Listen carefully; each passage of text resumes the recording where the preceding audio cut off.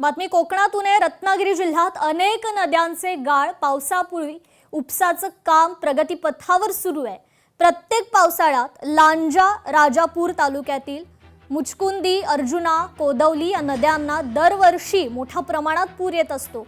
राजापूर शहर तसेच नदीकाठच्या गावांना मोठ्या प्रमाणात याचा फटका बसत असतो। नद्यांमध्ये मोठ्या प्रमाणात असलेला हा गाळ त्याचा उपसा करण्यासाठी जलसंपदा विभाग आणि नाम फाउंडेशनच्या माध्यमातून हे गाळ उपशाचं काम सध्या सुरू आहे। याचाच आढावा घेतलाय आमचे लोकशाही मराठीचे प्रतिनिधी राहुल वर्दे यांनी। रत्नागिरी जिल्ह्यातील अनेक नद्यांचा गाळ उपसाचं काम जे आहे ते सध्या प्रगतीपथावर सुरू आहे। आपण पाहिलं तर रत्नागिरी जिल्ह्यामध्ये पडणाऱ्या पावसामुळे अनेक ठिकाणच्या नद्या ज्या आहेत त्या ओसंडून वाहतात आणि पूर परिस्थितीमध्ये अनेक गावांमध्ये तसेच वाड्या वस्त्यामध्ये पुराचे पाणी या ठिकाणी शिरत असते। त्यामुळे रत्नागिरी जिल्ह्यातील अनेक नद्या नाल्यांचे गाळ काढण्याचं काम सध्या जलसंपदा विभाग आणि नाम फाउंडेशनच्या माध्यमातून सध्या युद्ध पातळीवर सुरू असलेले चित्र आपण पाहतोय।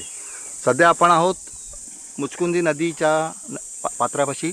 या ठिकाणी आपण पाहिलं तर विलोडे या गावानजीक असलेल्या टाकेवाडी या ठिकाणी दरवर्षी पुराचे पाणी शिरत असतं। त्यामुळे या ठिकाणी मोठ्या प्रमाणात असलेला जो गाळ आहे तो सध्या काढण्याचं काम सुरू आहे।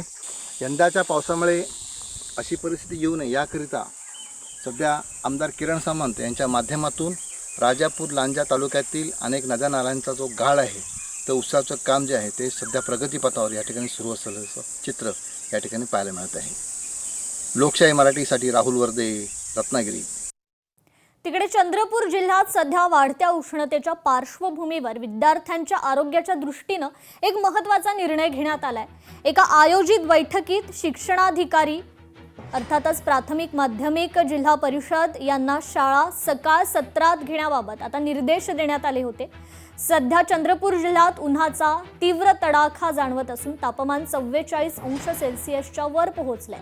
दिवसेंदिवस उष्णतेची तीव्रता वाढत असल्याने शाळा आणि महाविद्यालयात जाणाऱ्या विद्यार्थ्यांच्या आरोग्यावर विपरीत परिणाम होण्याची शक्यता निर्माण झालेली आहे।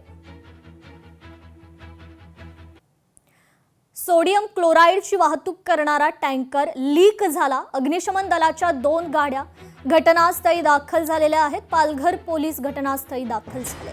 मुंबई अहमदाबाद राष्ट्रीय महामार्गावर सोडियम क्लोराईडची वाहतूक करणारा टँकर लीक झाला। डहाणूच्या चारोटी नाक्याजवळ टँकरमधून गॅसची गळती झाली। अग्निशमन दलाच्या 2 गाड्या घटनास्थळी तत्काळ दाखल झाल्या तर पालघर पोलीस देखील तिथे पोहोचले। गॅस गळतीमुळे श्वसनाला त्रास होत असून शरीराला खाज येत असल्याची माहिती आहे। चारोटी नाक्यावरील गुजरातहून मुंबईकडे येणारा सर्व्हिस रोड त्यामुळे आता वाहतुकीकरता बंद करण्यात आलाय।